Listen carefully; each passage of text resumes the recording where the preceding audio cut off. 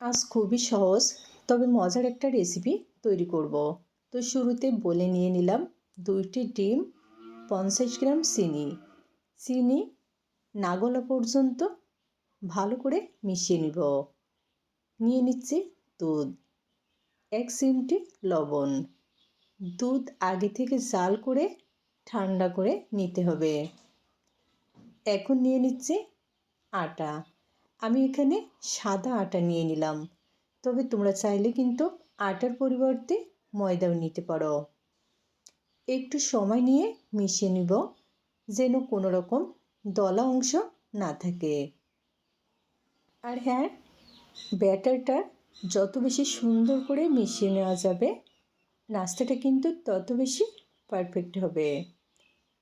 সুন্দর ফ্লেভারের জন্য নিয়ে নিচ্ছে 1 চিমটি এলাচ পাউডার। ফাইনালি কিন্তু এখন আমার ব্যাটার রেডি।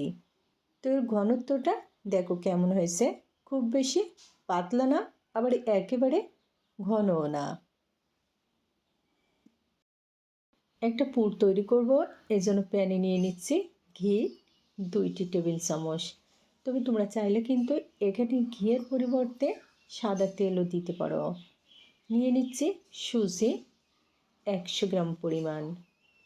চুলার আঁচটা লোতে রেখে এরকম অনবরত নেড়ে চেড়ে ভেজে নিব যেন সুজির কাঁচা গন্ধটা চলে যায়।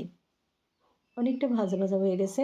এখন নিয়ে নিচ্ছে চিনি 150 গ্রাম, 1 চিমটি লবণ। কারণ মিষ্টি খাবারে লবণ দিলে কিন্তু স্বাদের ব্যালেন্সটা ঠিক থাকে। এখন নিয়ে নিচ্ছি দুধ। এখানে প্রায় 300 গ্রাম পরিমাণ দুধ নিয়ে নিলাম। দুধ কিন্তু ঠান্ডা করে তারপরে এর ভিতরে দিতে হবে। আর চুলাটা বন্ধ রেখে এরকম ভালো করে মিশিয়ে চুলা অন করে রান্না করে নিতে হবে। আর এরকম অনবরত নাড়তে ছাড়তে হবে, তা না হলে দলা বেঁধে যাবে। বেশ কিছুক্ষণ নেড়ে চেড়ে নেওয়ার ফলে এখন কিন্তু সুজির পুরটা রেডি। এরকম একটু নরম থাকতে নামিয়ে নিব, কারণ ঠান্ডা হয়ে গেলে শক্ত হয়ে যাবে। চুলায় প্যান বসিয়ে কয়েক ফোঁটা তেল দিয়ে একটা টিস্যু পেপারের সাহায্যে মুছে এখন ব্যাটার দিয়ে দিচ্ছি। এখানে আমি 1 চামচ আর হাফ চামচ ব্যাটার দিয়ে এরকম করে মেলে নিচ্ছি যেন ব্যাটারটা সব জায়গাতে সমান ঠিকঠাক হয়। চুলার আঁচটা মিডিয়াম টু লোতে রেখে 2 মিনিট মতো ওয়েট করব। দেখো 2 মিনিট পরে শুকিয়ে গেছে। এখন অল্প একটু তেল চারপাশে দিয়ে এরকম কয়েকবার উল্টে পাল্টে এই রুটিটা ভালো করে ভেজে নিব।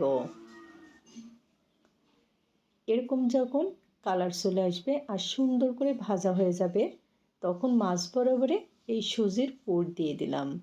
এখন এভাবে ফোল্ড করে নিচ্ছি। আসলে আজকের নাস্তাটা তৈরি করা কিন্তু একেবারে সহজ। একটু দেখলে যে কেউ খুবই সহজে তৈরি করে নিতে পারবে। এভাবে স্কোয়ার শেপে নাস্তাটা তৈরি করে নিলাম। ব্যাস রেডি। সবাইকে ধন্যবাদ।